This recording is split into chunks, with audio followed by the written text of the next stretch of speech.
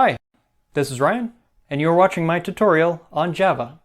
In a moment, we are going to build an entire application from start to finish, and I'm going to be with you typing it out and explaining how it works the whole time.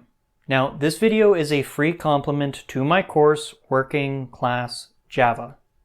I prefer to teach people by building things because that's mostly how I learned. I don't have a degree in anything. But I want to make sure you have answers to questions like, when exactly do I use an interface or an abstract class? Is there really such a thing as the perfect software architecture? Chances are you want the answer to that question because that is the most common question I have been asked from the thousands of people that I have taught over the years. So, in this video, we are going to write code and solve specific problems. I will include overlays which will point you to lessons in the course which explain in simple language, and I do mean that, virtually every concept from absolute beginner to things which even senior Java developers are not sure on. Believe me, if you make it through these two learning resources, you will have everything I wish I had as a beginner. All I ask is that you follow along with me during the practical lessons, even if they do not make sense at first. Sound fair enough? Great. Let's get started. I don't care whether you are a UI, UX designer, an app developer, or a database administrator. Every app you build starts with some form of problem domain analysis. Problem domain analysis, which I discuss in detail in Working Class Java, can be summarized by asking two simple questions. What data does my app need to represent? What problems does my app need to solve for its users? In this lesson, we will build the first few classes for the Sudoku game. These classes are very much like the foundation of a building, as we will build the rest of the application on top of them. So I've created a new project in IntelliJ IDEA, and I'm just going to correct the package name here, and we'll delete the sample fxml file. That's one way in which you can build a user interface in JavaFX, but we're going to do it programmatically in Java instead. Yeah, we won't need that controller class, and also we will work on creating the main class properly in a different video when we talk about application containers. So what we're going to focus on in this video, like I say, is the classes within the problem domain.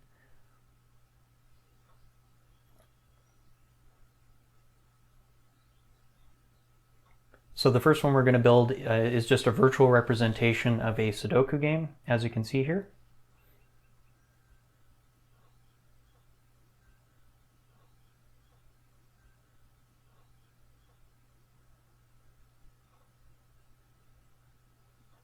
So this thing here, GameState, is actually going to be an enum that we will create in the next lesson.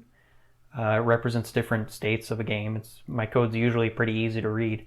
I represent the actual Sudoku's grid, the puzzle itself, as a two-dimensional array, as you can see here. And this is actually just a constant, which I use throughout the application. You'll notice that I forgot to write int. I will fix that eventually, but yeah. 9, of course, represents the number of squares in a Sudoku puzzle. Now, I'm hitting Alt-Insert here, and that's allowing IntelliJ to open up a dialog to generate my constructor and some getters. For the getter for the grid state, I'm actually going to make it sort of immutable, and what I mean by that is we're not actually going to just return grid state here. We're going to return a copy of grid state. A little mistake there. How I'm going to do that is we will eventually create this class called SudokuUtilities, which has a static function or method which will create a copy of that given array. This basically protects this Sudoku game object from being messed with or changed over time. And then we're also going to add implements serializable here. This is just so that I can read and write this particular game data file to a file on the operating system easier. We'll talk about all that later, and there we go, fixing the mistake there. So the next thing we're going to build is a little class here called coordinates, and it's just going to contain an x and a y value, and some interesting functions which we will use with our HashMap implementation when we write the user interface. By the way, there's a whole bunch of things going on here for beginners. You see private, you see final, you see static. I talk about all of this stuff in working class Java, so do consider checking out the course. So we're just going to make a constructor, and some getters would be useful as well. And then we're going to also add in some functions. Now, or whenever I say functions, I mean methods. Every other language basically calls them functions. So what we have here, this equals method, comes from the object class in Java, which every class extends from object implicitly. And the reason why we're doing this is we want to be able to store these coordinate objects in a hash map. We're actually going to basically be using them as keys to keep track of different UI elements. Anyways, I'll talk about that more when we actually get to it. Got a little reference to some Snoop Dogg here. This and that. It's like this and like that and like this and Sorry, I apologize. I grew up on gangster rap. Alright, so yeah, nothing super interesting going on here, just a whole bunch of boilerplate code. Do try to follow along because, as you can see here, I'm not copy and pasting anything, and it is my intention that you follow along with this tutorial. Now, the other thing we're going to implement is a hash code function. So basically what a hash code is, it's kind of like a unique identifier, which is generated from some kind of data that you give it. So what we're going to do is we're just going to take the x and y value, and we're going to use this objects.hash function. And what that's going to do is it will generate a unique identifier from the specific x and y value of the specific coordinates thing. Like I say, we'll see more about that later. And then you might be wondering, why am I creating an interface here? I actually decided on this interface during my problem domain analysis stage. A cool way to use interfaces is to design parts of your application up front ahead of time. This is called design by contract or code to an interface or whatever. Also, I'm anticipating I/O exceptions because this is an I/O device. And yeah, this is just basically read and write. Nothing else going on here. If you're wondering about interfaces, I go into great detail in them in part 4 of my course. That's all for now. As discussed extensively in part 2 of Working Class Java, we can ask a few simple questions about our data to best determine how to model it. Two great tools for modeling data, which does not change throughout the runtime of the application, are static final variables and enums. The GameState enum is rather self-explanatory. It basically represents different potential states that the game might be in. So we have complete, active, and new. And we will see in later parts of this tutorial or lesson series here where that kind of comes into play. We're also going to make a couple different constants for different messages which will pop up in the application. In this case, this is just going to be a message that will pop up when the user wins a game, and I'll have like a little dialogue, alert dialogue pop up. I'll show you how to do that when we build the user interface. And it's just going to display a nice message here. Congratulations, you have won. New game. And we'll also do a quintessential error message here. Always good to let the user know that an error has occurred. Also took me a minute to remember how occurred was spelled.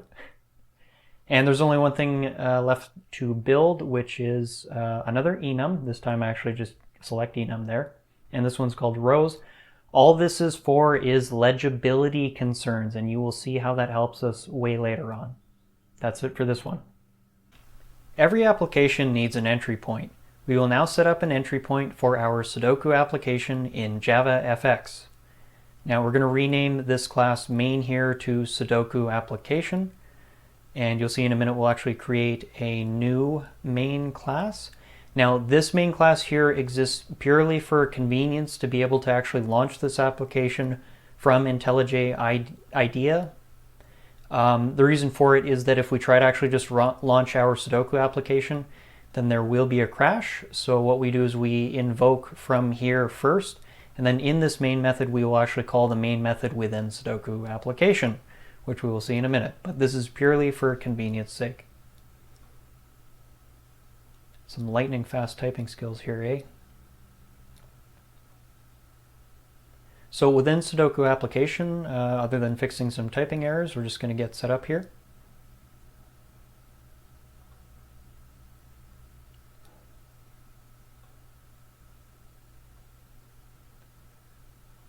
Oh, sorry, didn't mean to yell. So the first thing we're going to add here is a reference to IUserInterfaceContract.view, which actually is the user interface. Notice how I like to prefix interfaces with I, and then I will suffix their implementations with UIImpl, or just impl specifically. So UIImpl will be creating very shortly, which represents the actual user interface. This stage object that we're passing to it is basically a simple window which JavaFX gives us so that we can modify it. And the SudokuBuildLogic class, we'll be actually writing that class at the very end.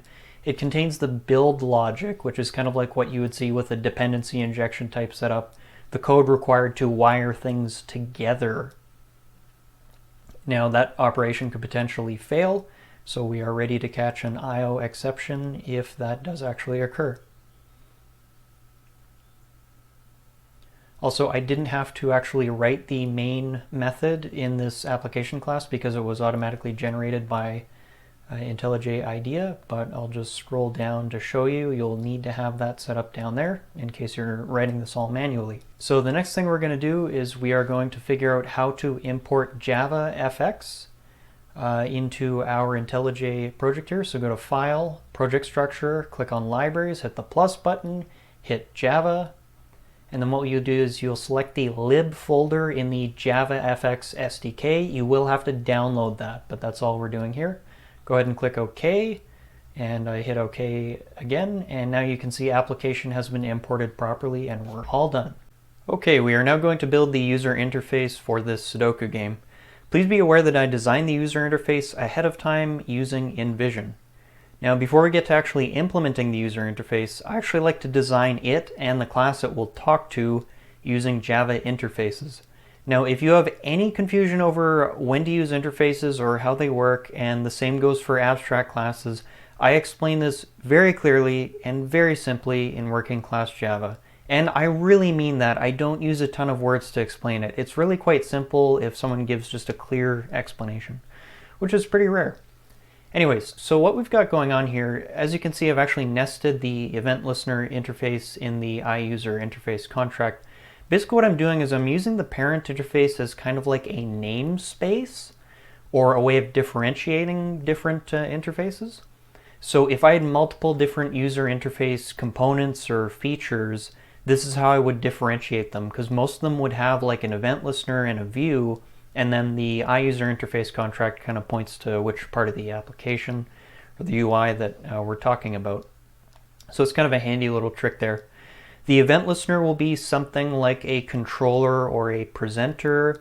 I like to name things based on what they do because typically that's the best kind of name you can give something. As for the view, anyone who's familiar with three-layer software architectures will know that that is basically a name for some kind of part of the application which binds to the user interface. That's typically what it means anyways. I also talk about three-layer architectures a whole bunch in working class Java, including answering the age-old question that I get asked all the time, which is the best architecture? Is it MVVM, MVP, MVC? And there is an answer. It might not be the answer you like, but I think I have a pretty good answer to that question. In any case, I explained the fundamentals of all the different types of architectures, preferences aside. Now do notice I wrote a capital message in show dialog there. I will fix that eventually, but that was a little mistake. So what we're making now is basically a special custom text field. So text field actually comes from JavaFX. Just be careful when you're importing these things that you're not importing the Java AWT. That's a different UI library that we're not using. So the purpose of this text field is, all it does is it maintains an X and a Y coordinate, essentially, or just a value. And there's another purpose, which is that, as you'll see in a moment, by the way, I'm going to use code generation pretty heavily here because this is just not the kind of thing you want to be typing by hand, honestly. If you want to do that, I've mentioned it before, but in IntelliJ anyways, you can hit Alt-Insert and that will bring up the menu. So I'm going to override two functions from TextField, and the reason for this is that if you don't override these functions, then you get kind of strange behavior with, how can I say it, when the user enters a number 0 through 9 into a Sudoku text box, I would get like repeat numbers and just weird behavior. So basically what this does is it makes it so that if the user just hits 1 on a text field, then weird things won't happen and it will just be a single 1 that's actually entered into the text field. Hopefully I explained that right. Now, oddly enough, there's actually a second method which I need to override. We'll see that in a minute. By the way, I'll talk about regex. You can see that square bracket 0 through 9. That is what's known as a regular expression. You're going to want to look that up and know a little bit about it. It can be really ugly to write, but it's basically a way of matching strings. So what that means above is we're saying if the string S matches any of the numbers 0 through 9, then that expression will evaluate to true. Regex can get really ugly, but it's basically just a way of matching text and stuff like that. There's other ways you can do this, but regex, although it's annoying to write sometimes, it's usually pretty handy in that way. This is the other function. For some reason, I needed to override both replace text and replace selection. And if you're wondering about the super keyword, that basically just calls the method which I overrode from the parent class. Okay, so now we're going to build the actual user interface here. Now, this is going to take a long time. User interface code very often is quite tedious to write. And for something like a Sudoku game with so many different UI elements, that certainly applies. So we're making it extend the view interface that we just created. Event handler and key event come from JavaFX. So that's actually how we listen for input from the keyboard, from the user interface. All I did there is, again, I clicked on the red text and I hit Alt-Insert and then selected generate or implement methods from the interfaces. So again, I'm just letting the IDE do some of the work. So what have we got here? So stage comes from JavaFX again. It's basically like the window, the background window for the application. And group is somewhat like a div if you're coming from like an HTML background, a view group if you're coming from an Android background. It's basically just a container of some kind. Now here's an important question. How do we keep track of 81 different text fields? Now I'm going to demonstrate the wrong way to do it, or a very tedious, verbose, awful way to do it. One way you could do it is you could have a reference variable for every single text field. So basically what we would do is, oh, a little bit of an error there, my apologies. Something slipped through the editing. Basically we could do it like that, 1, 2, 3, 4, all the way up to 81. That would be an awful thing to do. It would be incredibly verbose. So I had to figure out a way to keep track of these 81 different text fields without doing that. So what I settled on doing was using a hash map. Now, if you've been following this in order, you'll know that I overrode the equals and hash code functions for the coordinates, and you'll also remember that the Sudoku text field that we just created has an X and a Y value. So I'm going to store references to all of these different text fields within a hash map, and we're going to use that hash function to retrieve and store them. So you always want to be keeping an eye out for things which are just more elegant solutions. Now, This EventListener class is going to be like the controller or the presenter. So this is what we will pass events, which the user causes or propagates to, and the listener, which is basically a control logic class, I call it, will basically interpret those events and pass messages between the view, the front end, the UI, and the back end. So there's just going to be a little bit of boilerplate style code here. Now, one thing in particular, because this is a single, this application only is a single feature, I'm including the style information in the user interface here. If this application had multiple different UI screens, I would not put it here. I would put it in a separate file and make these things basically either protected or public access, so that I'm not basically redefining them in multiple different user interface implementations. But yeah, they're just stuff that I use to build the user interface how I want. So window Y and window X dictates the X and Y position in the screen, like the actual monitor of the operating system or computer. Padding, we'll see that later. It's kind of like the padding between the window and the actual Sudoku board, and the X and Y are kind of again, those are going to be X and Y values within the window itself. And the ones I'm writing now are pretty self-explanatory. I'll of course show some images of the actual Sudoku board so you can kind of get an idea of what it looks like. And I use this string here just for a title.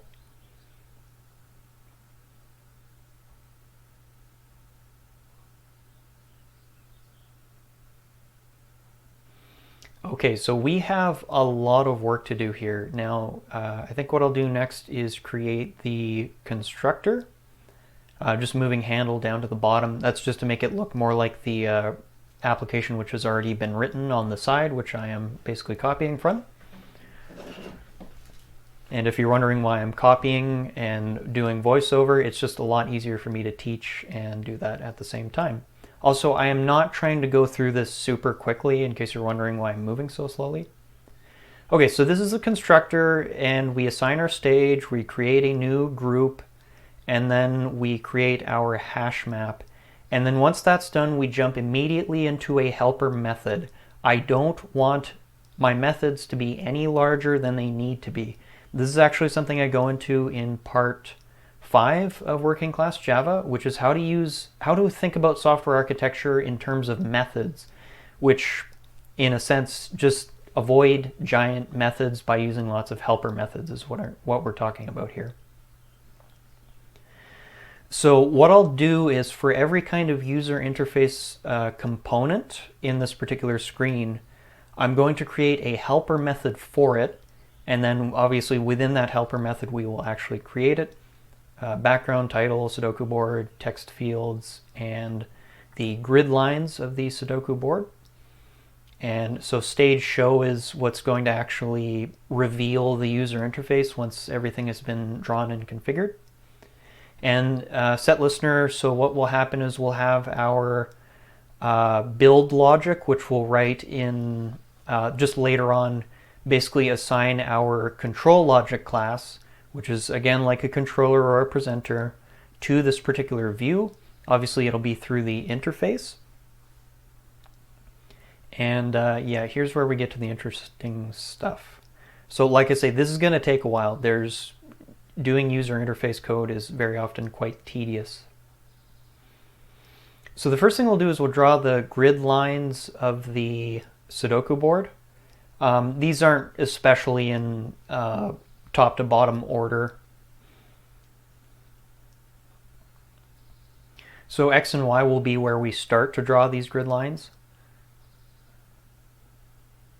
And obviously, so as you can see there, basically we're going to be drawing the grid lines, and just notice that some of the grid lines are actually thicker than the others. So the ones which separate the different squares are thicker, and that's where we get this: if index equals 2 or 5, we want the thickness to be a little thicker.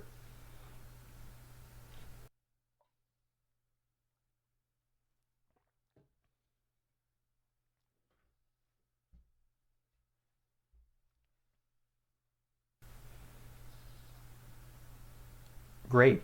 All right. So when we want to actually draw these lines, we're just going to use the rectangle class from JavaFX.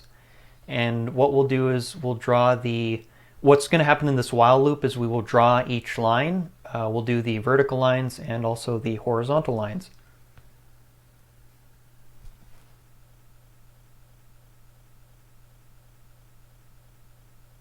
And obviously we'll implement this getLine method in a minute.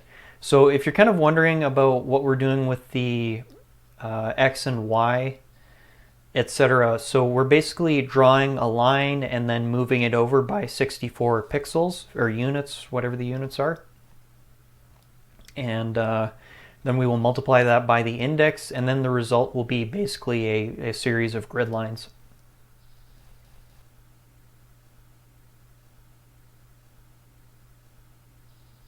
Now, the reason why I created this grid line method here, getLine, is that you'll see in a minute we'll also draw a horizontal line. And one thing you really want to look out for, and this is again something I go into in working class Java, is you want to look for repetitious code. So originally I had this code for both the vertical and the horizontal lines in the previous method we were just writing, which we'll get back to in a minute. And then I realized, hey, that's basically the same code, except the only thing that changes are some of the variables. So whenever you see that, that's usually a cue that you want to pull that code out into a helper method, and that will reduce the number of lines of code in your project and just make things more legible because you're breaking things down a lot better. And all that's going on here is we're basically just creating and styling a rectangle, and remember it's going to be a line even though it says rectangle.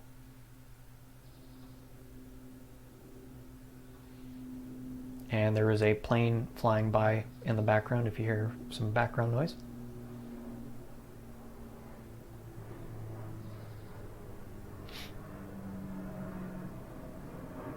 A little mistake there.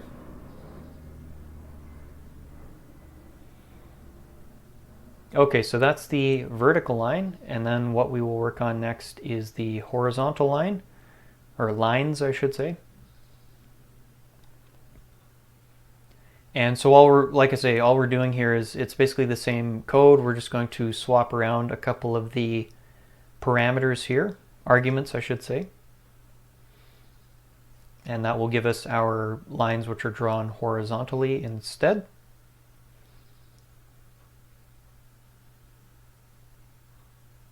Okay.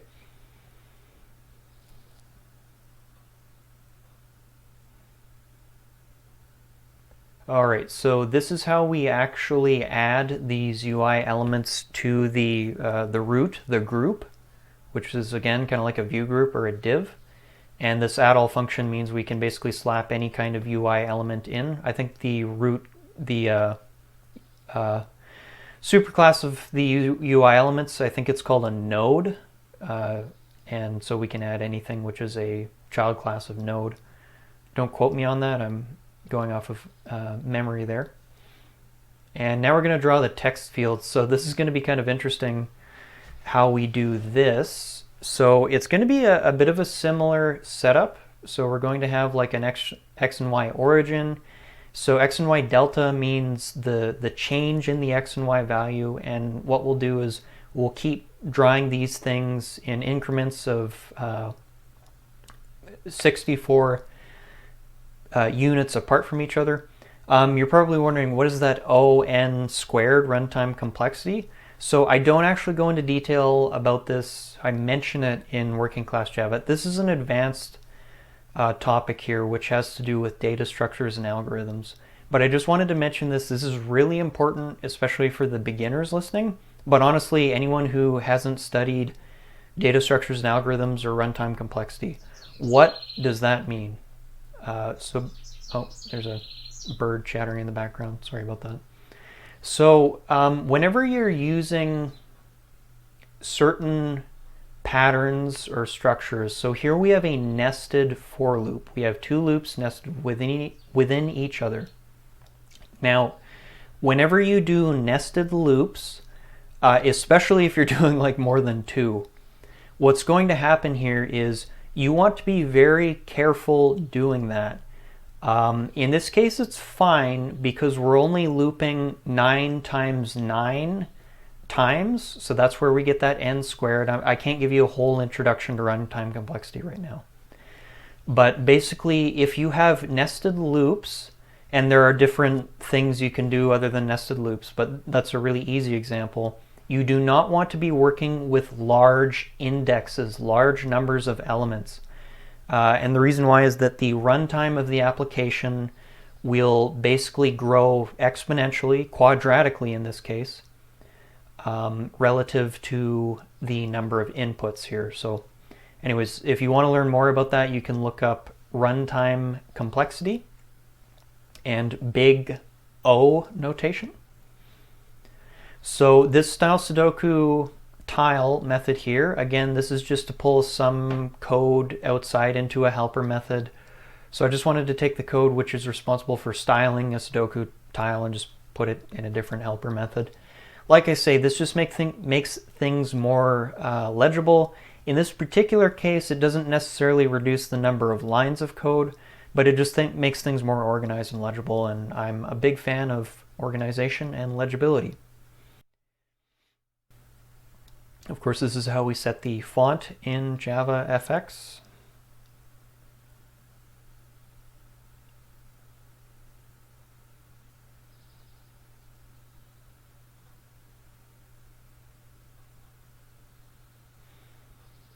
Layout X, again, that'll be like the X and Y where the particular UI element will be drawn relative to the window, I believe in this case, or the stage, I think they call it in JavaFX. The text fields will be 64 by 64, their size.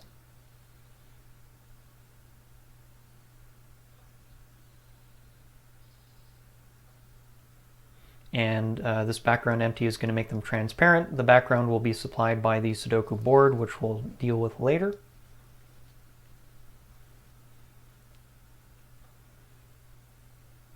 So this is how we actually listen for inputs from the user. Set on key pressed. So you'll notice again, this UserInterfaceImpl class implements the, I believe it was the EventListener or event handler interface from JavaFX, and so that is exactly where we set that up. So we're passing this, and the reason why we're allowed to pass this is because this implements event handler. Text field coordinates is our hash map. Every time I draw one of these text fields, I add it to my hash map, and I use a coordinates object as the key. So when we use the put function, it supplies a key and a value, so the coordinates becomes the key, the text field reference becomes the value. Now we're going to draw the Sudoku board, which is pretty easy. It's basically just a colored rectangle.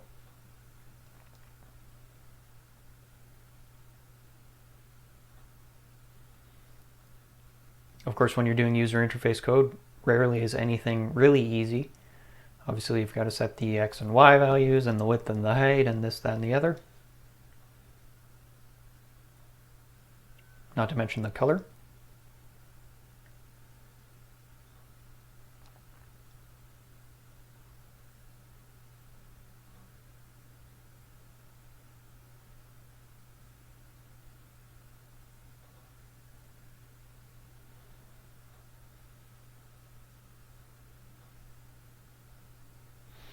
Normally I have code completion on, by the way, which is a lot quicker.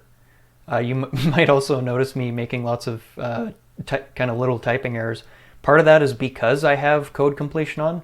Also part of that is because I have relatively large fingers and I was born with hand tremors. So typing is, I can type really fast, but sometimes my accuracy is not the best. And in this particular case, I'm looking on the screen off to the side. Most of the time I'm typing, so that's why there's so many different errors there. It's also because I suck, but yeah, just thought I would give you some excuses in case you're wondering. Okay, so text, obviously this is just going to be the title, which goes below the Sudoku board that says Sudoku.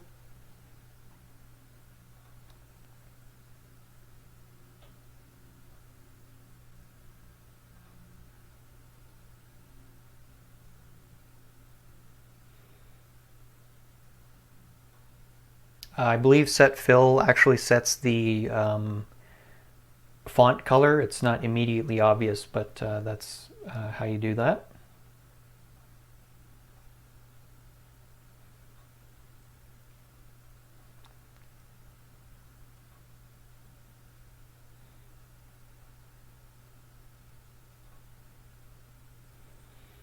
And again, we're going to add that particular UI element. You're going to see root.getChildren.addAll. In this case, I just have one element. Okay, now the background is the kind of turquoise colored background. Scene is, again, I think it's something kind of like a view group.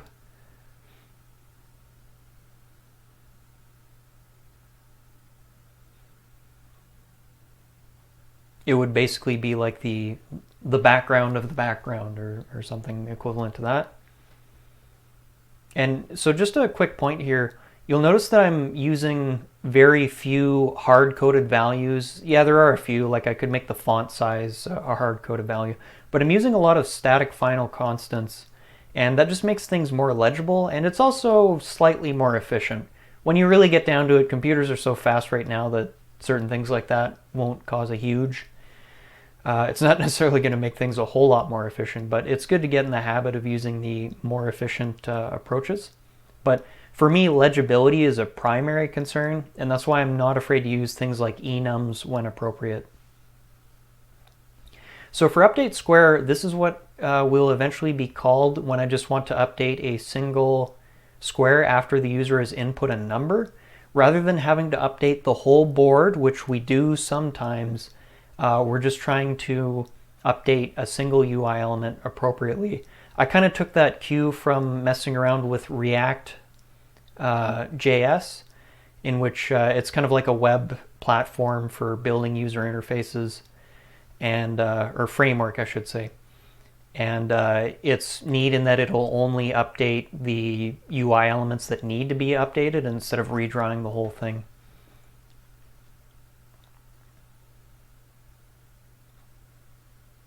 And so text property.setValue, that's going to set the actual text input that the user gave, a number from 0 through 9. Update board will wholesale update the entire board. So that would occur when the user finishes their game or something like that, starts a new game. And I forgot to copy the for loop, which was kind of silly.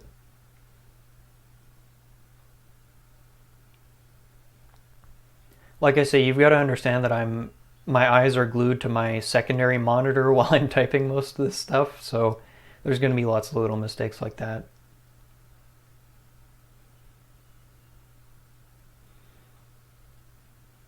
So for each text field, we're going to grab it from the HashMap text field coordinates, and I can grab them by creating a new coordinates object with a particular x and y value.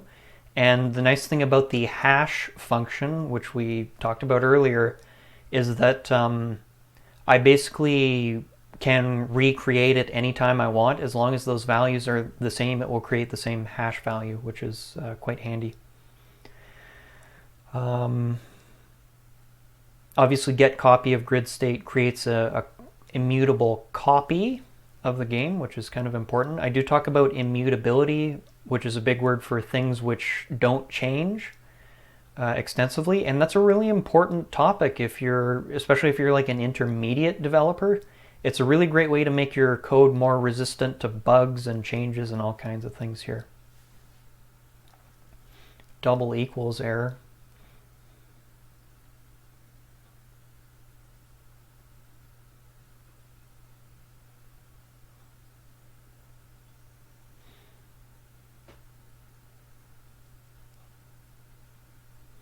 Now, you'll see the if value equals 0, I set the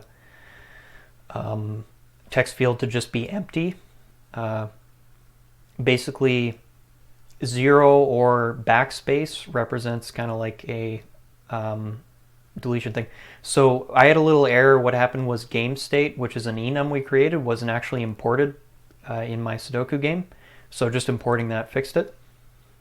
So what we're doing now is we're checking if the value either equals that empty. Okay, so actually let me backtrack a bit. So what we're doing here, so this function will basically be called when a new game is created. So you can see this GameState.new. So what's going to happen is if we have an empty square, so if value.equals blank, then what we'll do is we want to enable that text field and set it to a slightly less thick font. That was really annoying to do in JavaFX, so I finally actually had to resort to using a bit of CSS here as what's within those quotes. If the number is already colored in, I don't want the user to change it, so we set disable to true, and we also set it to a slightly, sorry, I said thicker, it's opacity, so opaque, which would be an alpha value if you're familiar with alpha. Transparency is what I'm saying. Now that that's done, we have the show dialog. So this will get called when the logic center of the game logic, indicates that the game is actually completed properly. And then what we'll do is we will show this alert dialog, which will, there I correct that message thing there.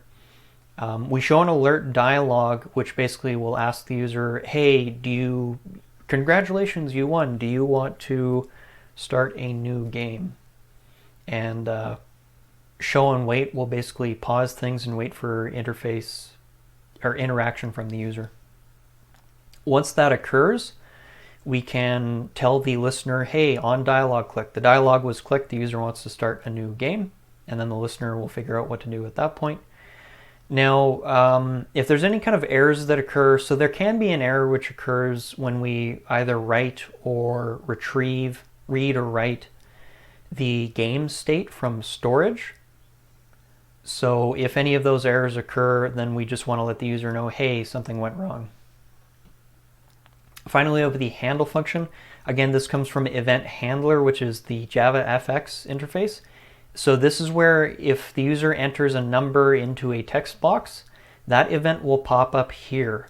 And what we're doing is we're checking the event type and we're saying, okay, was it a key that was pressed? Because I don't really care about other events like mouse clicks and things like that. That's just noise.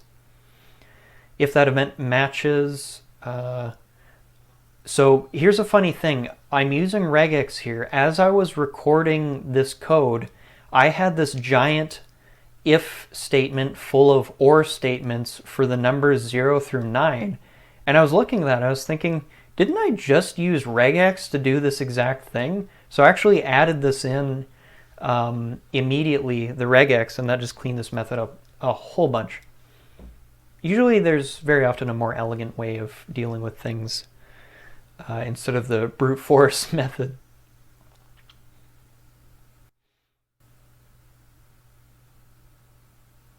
So value is whatever the user has actually entered when they entered a number. Source will be the UI element, the variable, the object that was actually clicked on. So that's why I'm going to use the event.get source there to pass that reference in. It will get passed to the handle input function method, I should say, as an object, a Java object, like the class. And we also check for backspace. If it's a backspace, then I want it to be treated like a 0, essentially. So that's why we're passing in 0 there. So if the user wants to like clear an entry in the Sudoku or clear a Sudoku square, they can either hit 0 or backspace.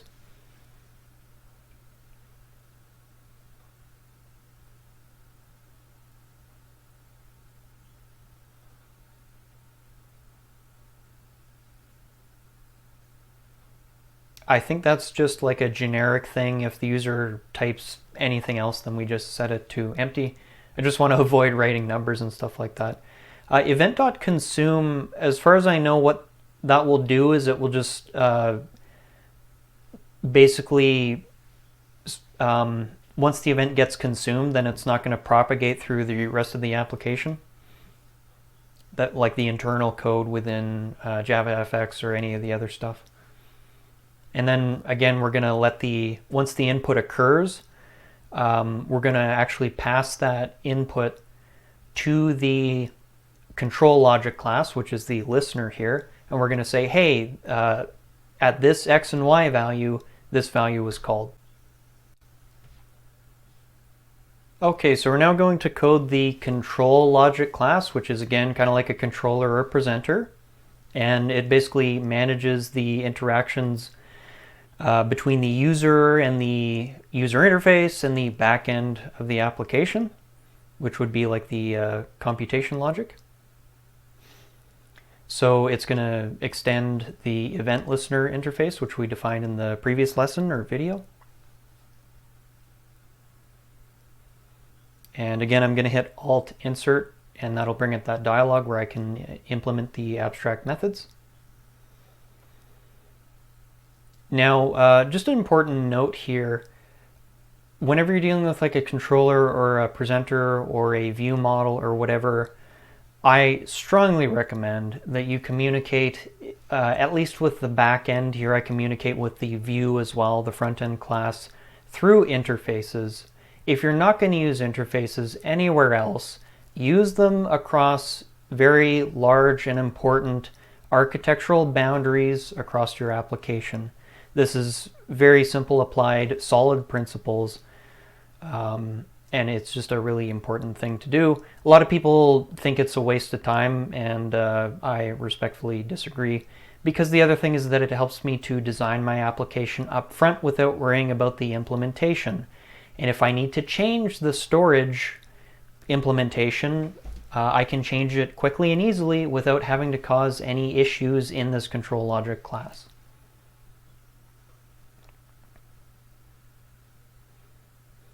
So what we're doing here is when the user basically inputs a number, what we're going to do, or deletes a number, we're going to write that to the game storage. And the reason why we're doing that is we kind of want the game storage to be like the source of truth in terms of the actual game data. Now that can potentially fail. It hasn't yet, but you just have to be aware that when you're using something like a input-output system, you want to code. You want your code to be capable of dealing with any errors that might pop up. Otherwise, you're a bad programmer. Just saying.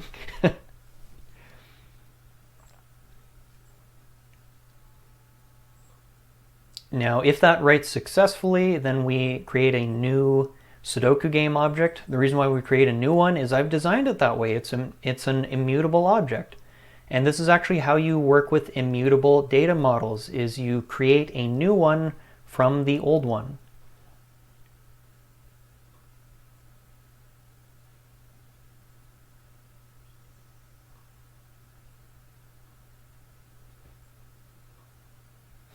Once we've successfully written to the storage, then we can update the view. And again, like I said in the previous video, if we don't need to update the entire user interface, if we can get away with just updating one square, that is a very much more preferable way to do things.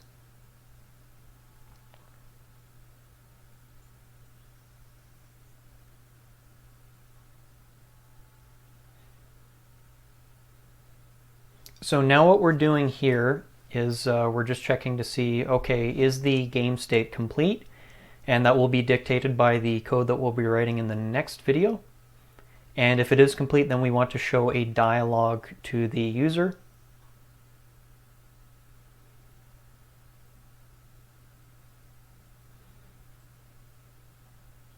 Now, if for some reason something does go wrong, which is unlikely, there's not a whole lot we can do beyond showing an error. So that's what we do here.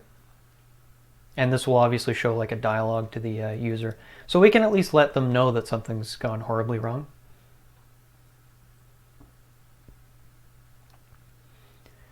And if the user clicks the OK dialog, then this is where we will handle that, and this will generate a new game for the user. And again, we're going to immediately update the storage first before we update the user interface, because the storage is the source of truth.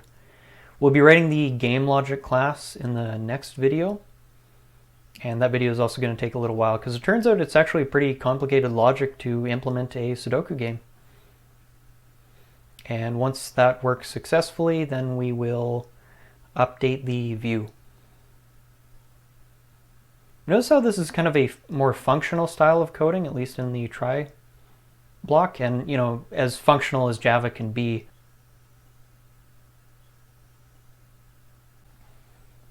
Okay, we're now going to write the computation logic of the application, and this will take a little while, so buckle up.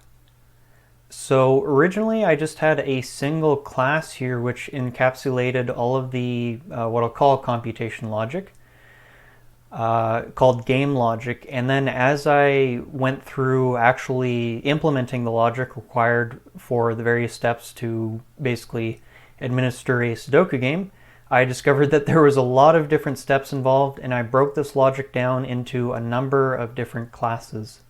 Now, the first one here we have is just like a utility class, SudokuUtilities. So what it'll do is it has a utility function, a static function, which will copy the values from one Sudoku array that's passed in, one two-dimensional array, into another two-dimensional array.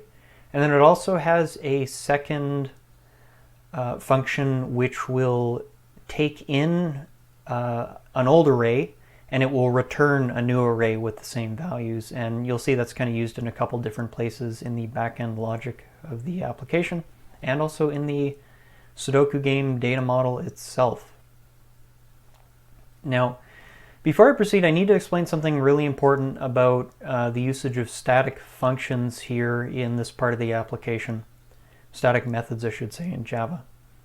So something that I go into great detail on in working class Java is how and when to use static methods and static variables, and what exactly static means.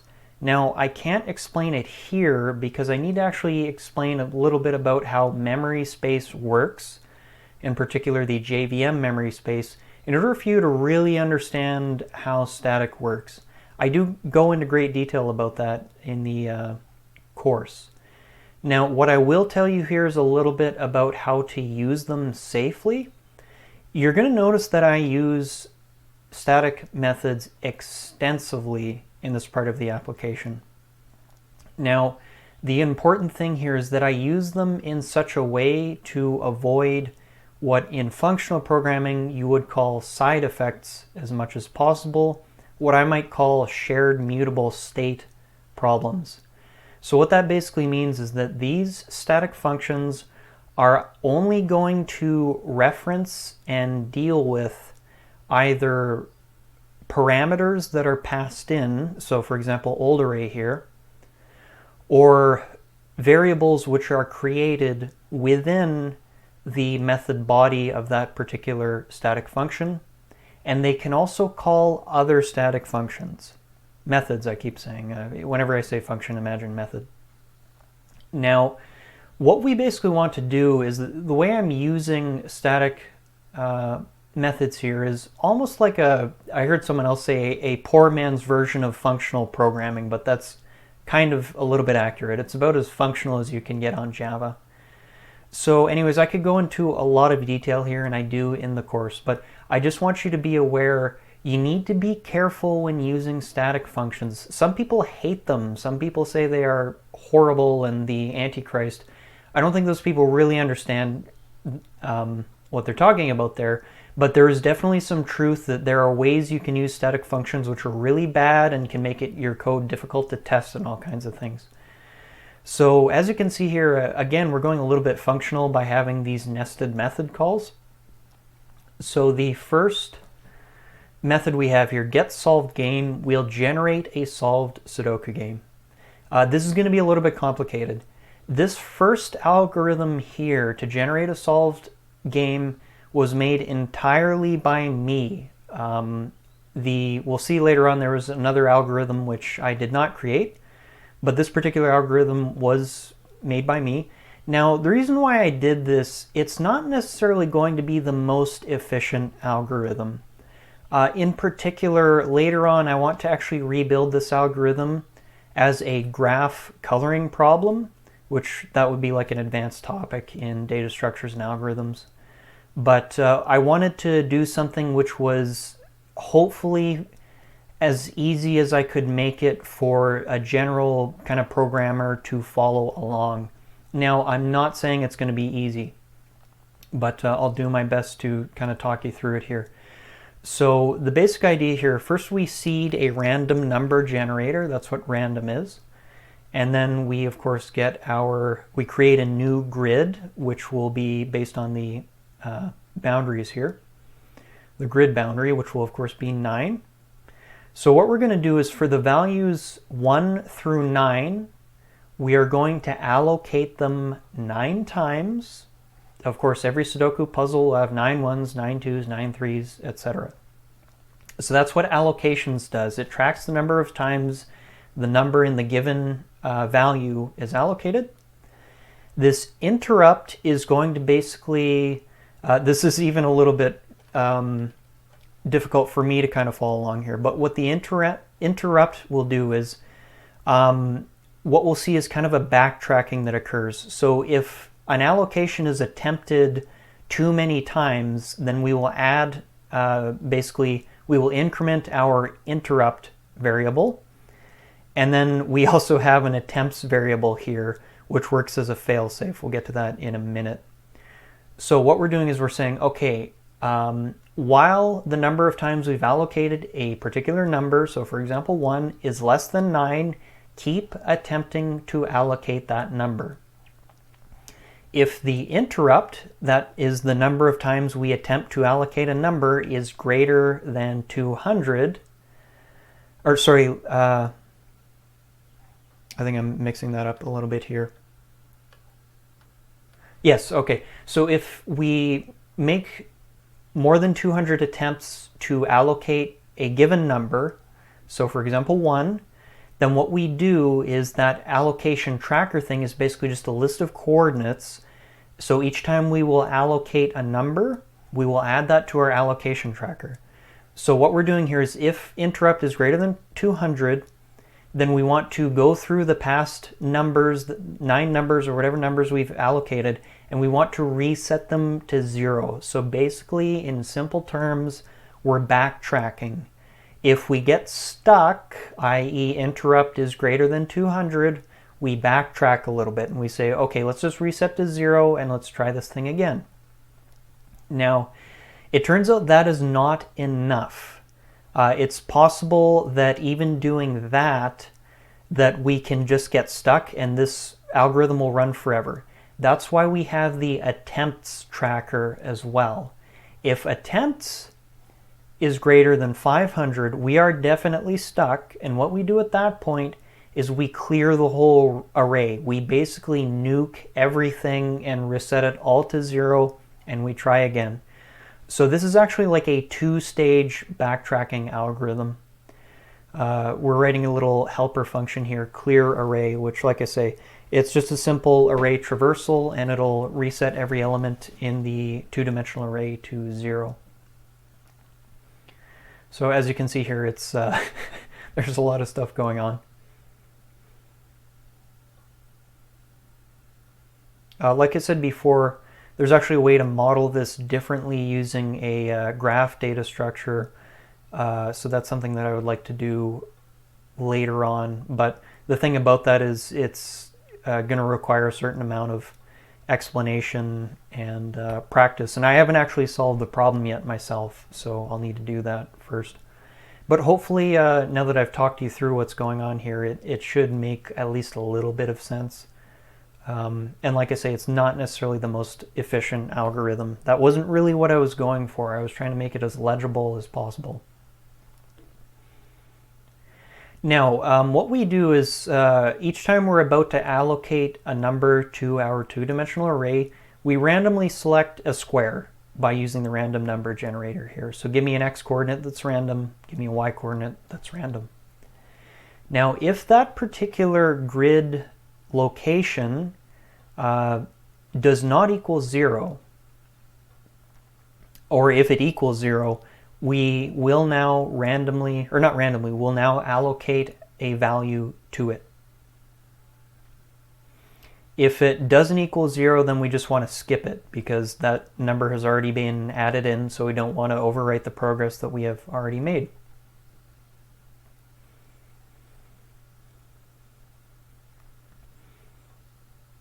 Now, what we're doing here is once we allocate a value, we actually immediately check to see if it's a valid or invalid Sudoku game.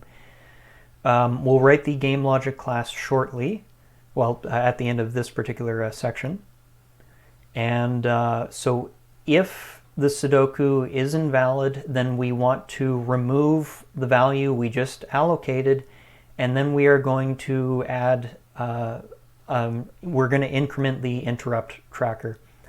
Otherwise, if we did just update a new square with a valid value, then we want to add that particular allocation, that number, to our allocation tracker. And that's, again, just to help with our backtracking if it becomes necessary. Also, we want to add to our increment our allocations.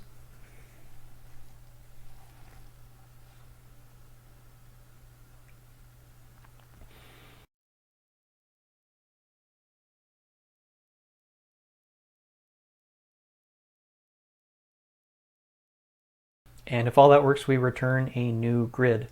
Now that that's done, we can work on the unsolve algorithm. So this was a really interesting thing to work on. So I wrote the unsolve algorithm, but there's kind of an interesting problem here. How do we actually know if a Sudoku game is solvable or not?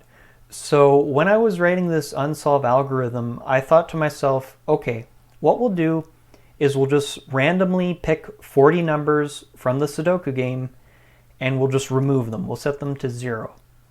So initially I thought that probably would make Sudoku which is solvable.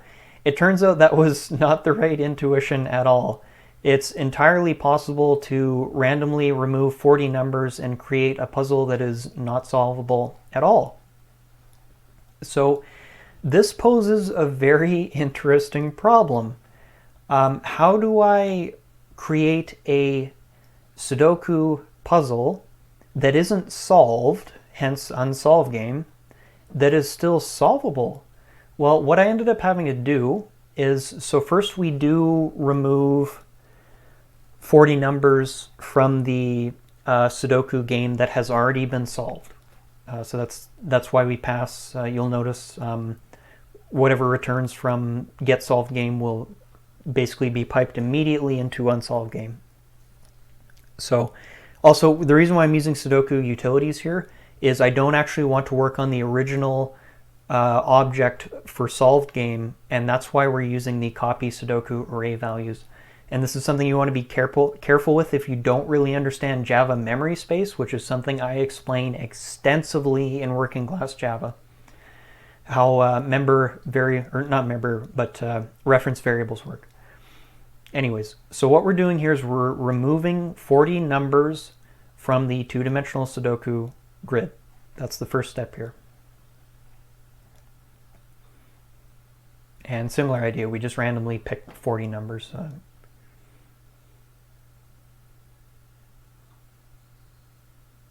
You'll notice I want to write solvable with an E repeatedly in this particular video because for some reason solvable sounds like it should have an E. Oh, English language.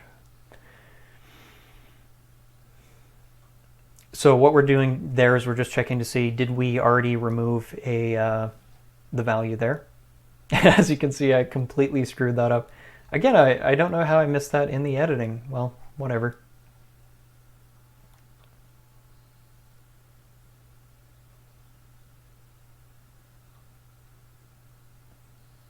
I'll admit editing is not my strong suit. Okay, that's a little bit better. So if it does not equal 0, then we set it equal to 0. If it does equal 0, then we just loop again without incrementing index.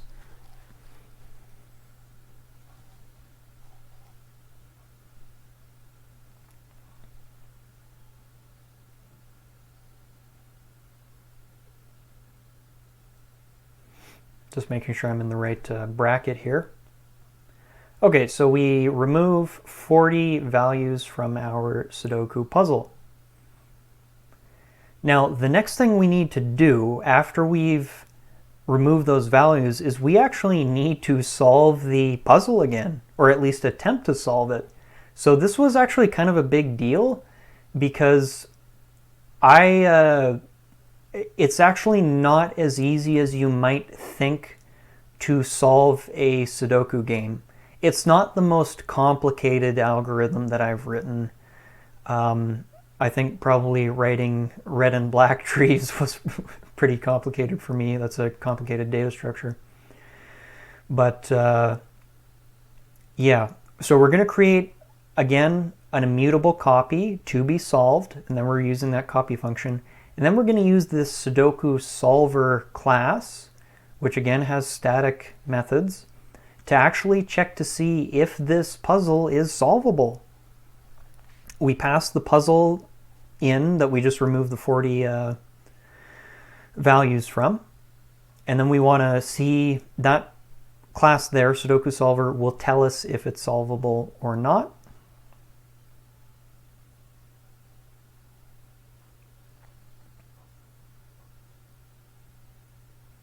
Then we're going to jump in and go ahead and create that SudokuSolver. Now, just a bit of background here.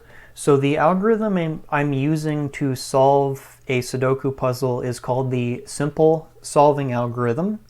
I actually got this from the Cornell University website.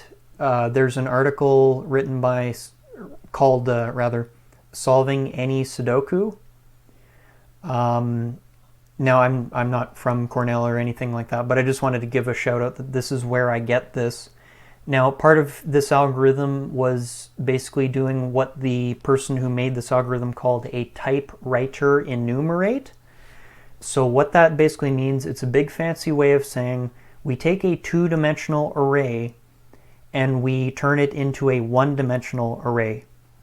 So what we would do is, so let's say array index 0 through 8 of the one-dimensional array would be the top row of the Sudoku, and then array index 9 through, oh my poor brain, 17 or whatever the hell the end would be, 18, that would be the second row, so that would be y equals 2, and then you basically just pull out the two-dimensional array into a one-dimensional type thing like that. And that's just a necessary step with this particular algorithm.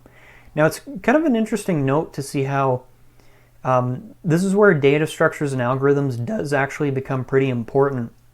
Because one of the most interesting things I learned when I was studying that topic, and I didn't go to university for this stuff, in case you're wondering, one of the coolest parts about it was you start to see that you can take the same data, the same information, represent it in a different data structure, and that can make it easier or more difficult to solve problems. In particular, I guess a really, really good data structure for Sudoku games is a graph data structure. Anyways, I won't go into detail on that.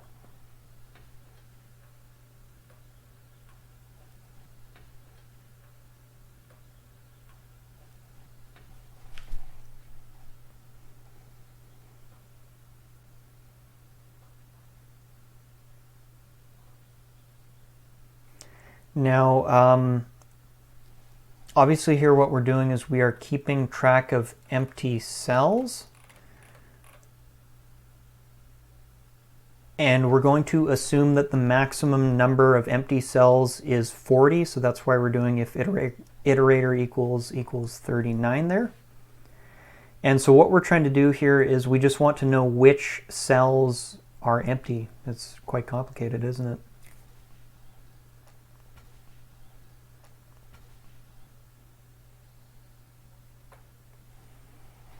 Now I just want to make another reminder here. So we're using some nested loops here.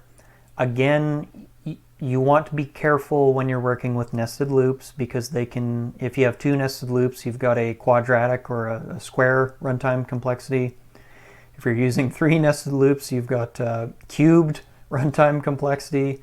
If you don't know what that is, basically just understand, do not use nested loops when the indexes or index I, I'm not sure, are very large. The number of inputs is very large. How you would say that technically is when n is large. But with the sizes we're dealing with here, it's not really a big issue.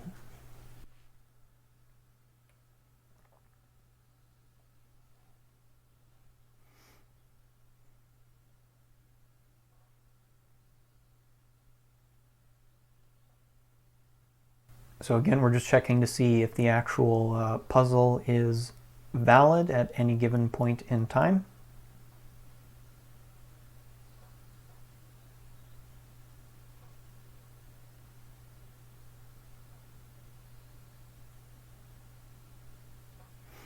So basically what we're doing here is we are checking to see which cells can't be solved, essentially. And what'll happen is we'll eventually either solve the puzzle or we will hit an impasse where we can't solve the puzzle. I'll be perfectly honest, I didn't actually write this algorithm, and the inner mechanics of it are slightly escaping me at the moment.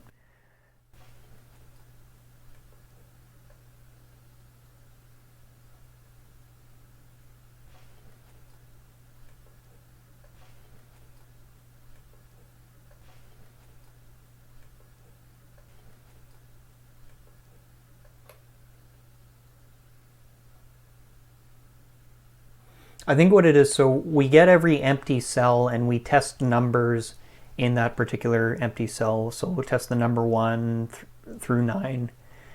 And we basically just keep adding numbers to each empty cell. And every time we add a number, we check to see if the puzzle is still valid. And so essentially we're using a algorithm which really just follows the basic rules of Sudoku. It's going to just kind of incrementally go through it. So now we're going to write the GameLogic class.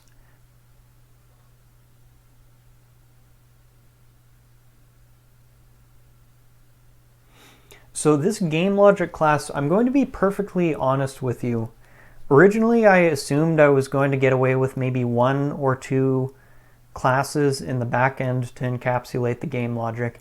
As you can see, things got a little bit more complicated than that. In retrospect, what I would rather have done here is I would rather have created an interface and then spoken to a facade pattern, it's called, and then I would have that facade call the different static methods necessary.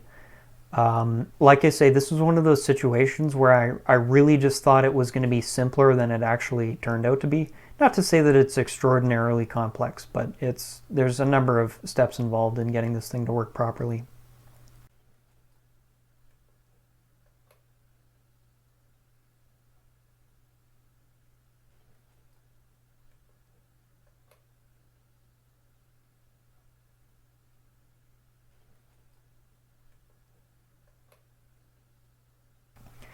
So the result of that is we have this class here, GameLogic, which the first thing I did is I encoded the rules to figure out whether a Sudoku game is valid or invalid. And that part was relatively easy. Obviously, you just see is any number repeated in a row, repeated in a column, or repeated in a square or subgrid, 3x3 grid, rather. And so we have this class here, which is basically doing double duty.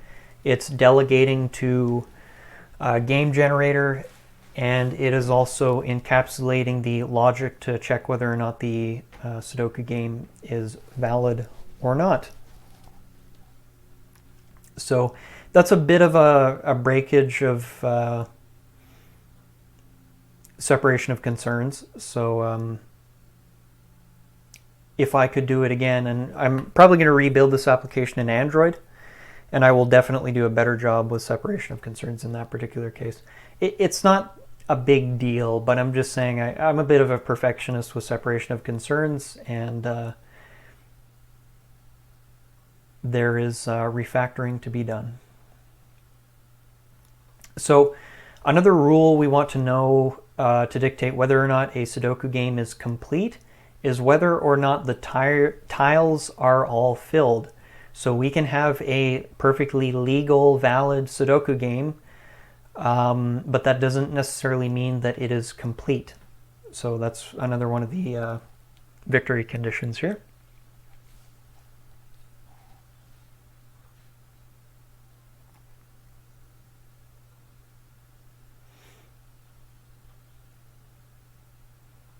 Again, I'm going to be making pretty extensive usage of helper functions to avoid just having gigantic functions or methods.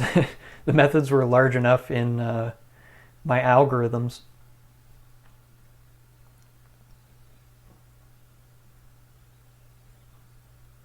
Now, I mentioned it before, but squares obviously refers to the 3x3 grids. There are 9 3x3 grids that make up the whole 9x9 grid in a Sudoku puzzle.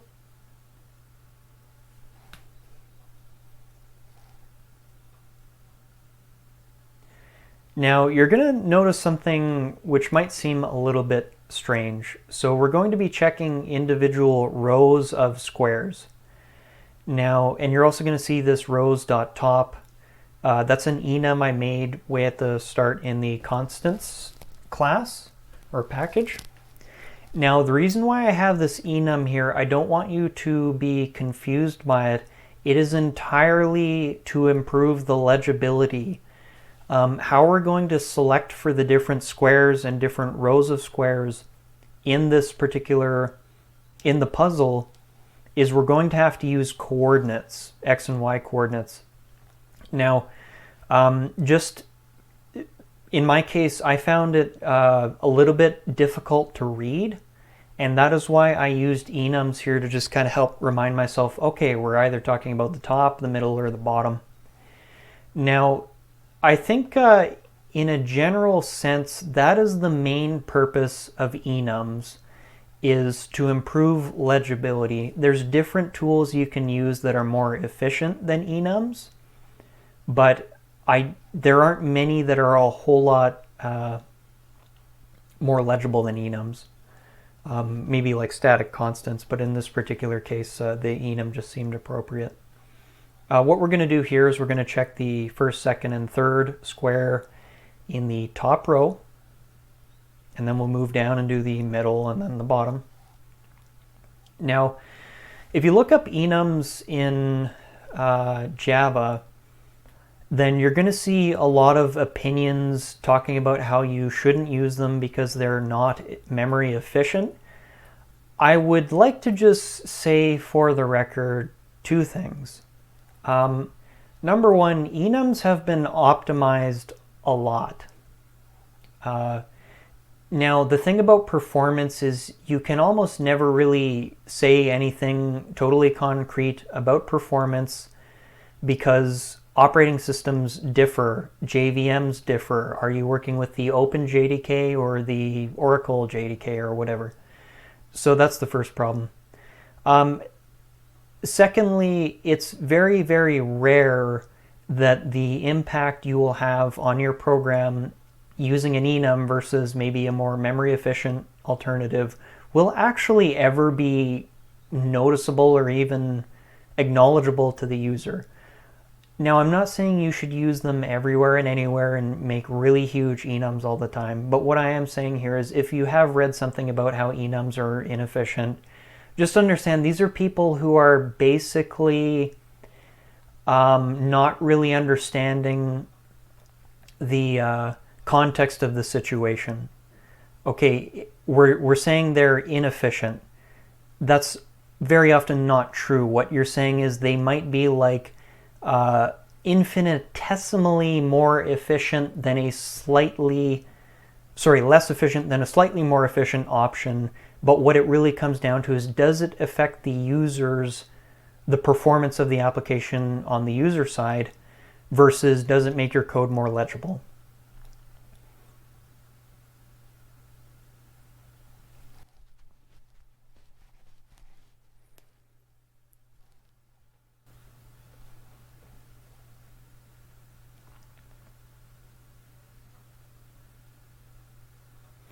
So what we're doing here is we pick out say for example, the top 3 squares, and we add them to a list, and then we're just going to pass that list to our collection has repeats function here.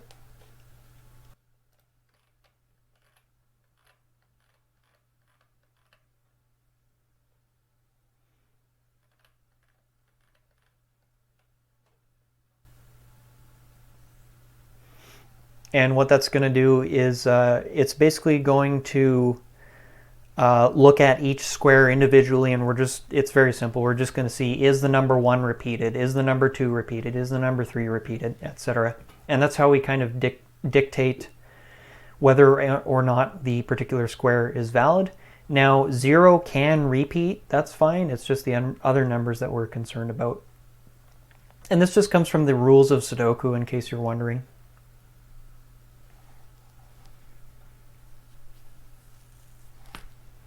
And we're going to use a handy little function there to make that a little easier, collections.frequency. That comes from the Java standard library.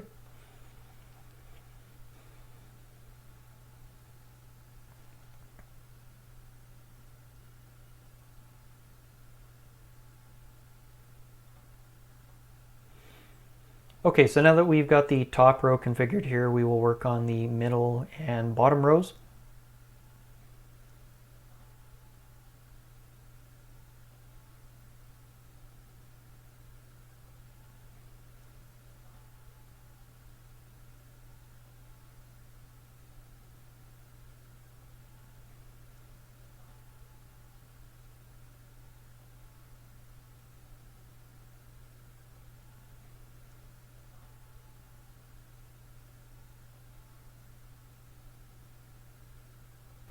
Now, I just need to point something out here. There is a slight mistake with the X index and the Y index. Those are actually supposed to be reversed. So the 0, 0, 0, the 3, 3, 3, and the 6, 6, 6, those are supposed to be Y indexes, which would indicate the top, middle, and bottom. Again, when you're doing this amount of rewriting a whole bunch of code, there's going to be little mistakes like that. But just understand those are supposed to be reversed.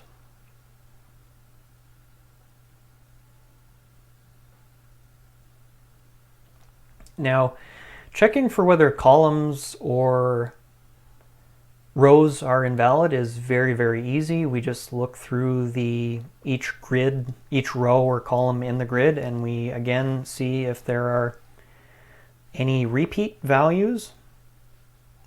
Now, this is again something where we're going to see I create another function method called rows are invalid, and the code is going to be very repetitious.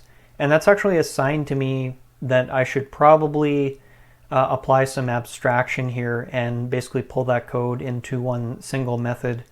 But unfortunately, that didn't really occur to me until I was busy recording this thing. So it is what it is there. Not a big deal, but again, this is just me being an absolute perfectionist when it comes to abstraction and separation of concerns.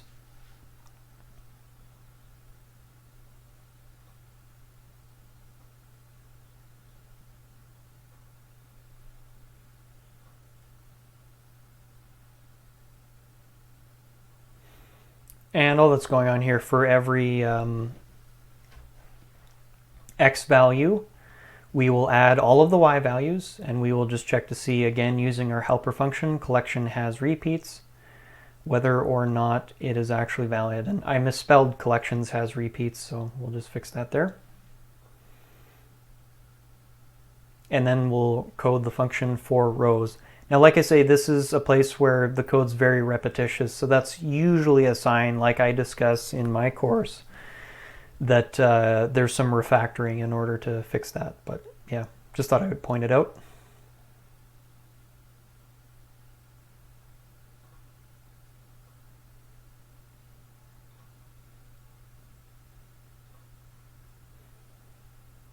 Luckily, I managed to fix that particular error. That would have been buggy. And that's basically it.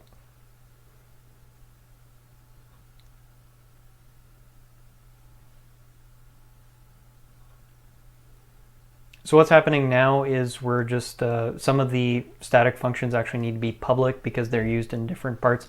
I could probably make them protected. This was a particular case where I was being lazy about my access modifiers, but yeah.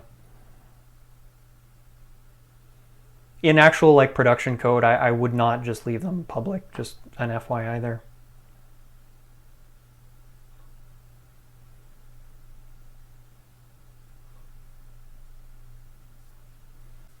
Chances are at some point you've heard the term dependency injection, or you've heard about the service locator pattern, and you might have wondered what these things are actually about.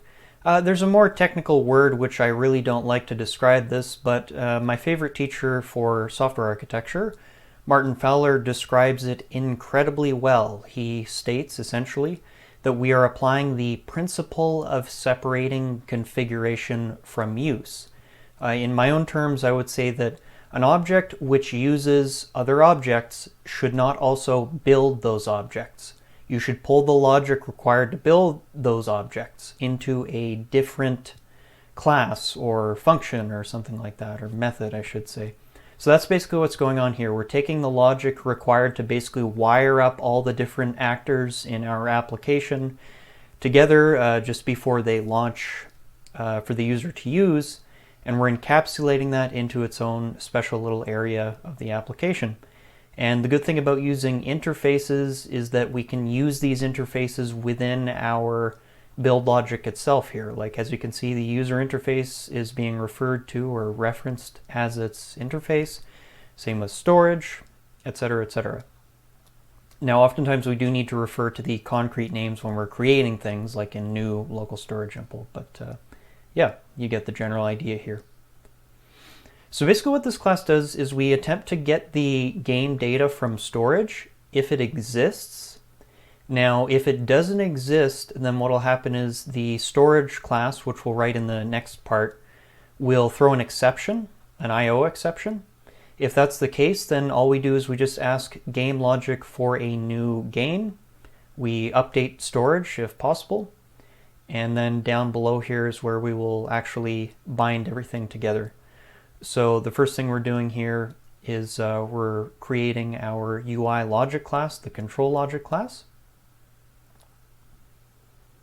And that thing requires storage and our reference to the user interface in order for it to do its job properly.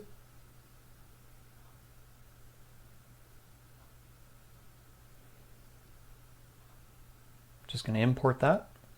By the way, I'm hitting Alt-Enter to import there. And then we need to, of course, bind the control logic class to our user interface so that they can talk both ways. Finally, we call this method, which will basically update the board with its initial state, and things will start, it'll start the ball rolling. And that's basically it. Okay, so the last thing we'll do is we will implement our storage mechanism. That's often called a persistence mechanism. Persistence just means persisting data, in case you're wondering. That could be referring to something like a database. In this particular case, what we're doing is we're actually just going to be writing a file to the local file system in order to store the data. So of course I have my IStorage interface, which I will implement by hitting Alt-Enter. And we have two methods which we need to implement. Now what we'll write up here is something which is a file type reference variable. Now basically what this is, it can be a bit confusing, but it's more like a path or a URL rather than thinking of it as the file itself. So system.getProperty will retrieve the operating system's kind of home directory, and this child argument here will be the actual name of the file that we store. So of course, in the user's home directory, we will store a file called gamedata.txt. Now we'll use this file object both for storing and retrieving the data, in case you're wondering. So the first method here, update game data, will of course write to the local file system. In order to do that, we will use output streams. So the first stream will be a file output stream.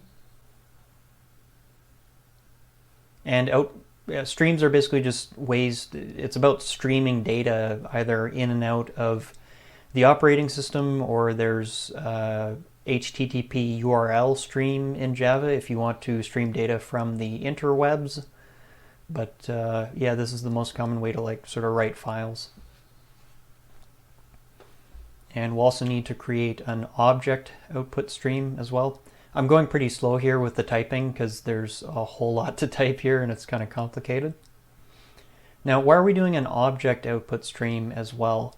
So our Sudoku Game class, if you recall, extends a, I forget if it's a class or an interface, but one of the two, called serializable. And so what that does is it basically allows us to serialize that class, which means turning it into like a data format which is easy to read and write. In this case, to a text file even. And that just makes it easier for us to read and write that data. There's other things you can do. You could read and write to a JSON object, but in this case, serializable was the quickest, easiest way for me to get the job done, and that's often a good solution. If for some reason the file doesn't exist, or rather if we try to update the game data and we're not able to, we're just going to throw an IO exception. Obviously the message there is a little bit generic, but I'm not super concerned about that. Now, when we want to actually read the data from the file system, then we're going to use input streams. So it's almost identical, except we're just using input stream instead of output streams. Again, we'll use the game data file as a way of finding our resource.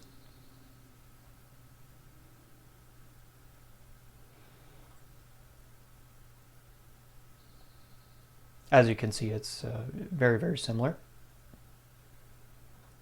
Now, if for some reason we can't locate the file, generally speaking because it doesn't exist, so if it's the first time the user has run the application, then we will throw an exception. Now, this might be an important little thing to mention here. Exceptions don't always need to be critical errors. You want to think of your exceptions as basically being of two different kinds. So if you're having like a null pointer exception, that's going to obviously crash your application, whereas things like IO exceptions, I'm not sure why I wrote class not found exception. That is probably a typo there. That should probably say IO exception. But if you have something like an IO exception, it might not actually be like a fatal error. It might be just a way of basically using it like a control statement. If it exists, do this, otherwise do that. So okay, I do actually throw the IO exception there, which is good. So anyways, that's basically all we have to do, and then everything will work beautifully. Thank you for joining me in this tutorial. If you would like to learn a lot more about programming and in different languages than just Java, then check out my other tutorials and courses available across the web.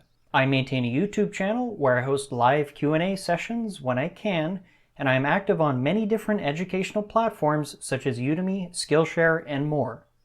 This tutorial is dedicated to my friends A.A. Mon, Davor Maric, Darrell Bitsi, Chetan Garg, Jamie Corkhill, Al Warren, and the countless other people who have helped me build my skills as a developer and to share that knowledge with others. Peace out, y'all. I'm outie.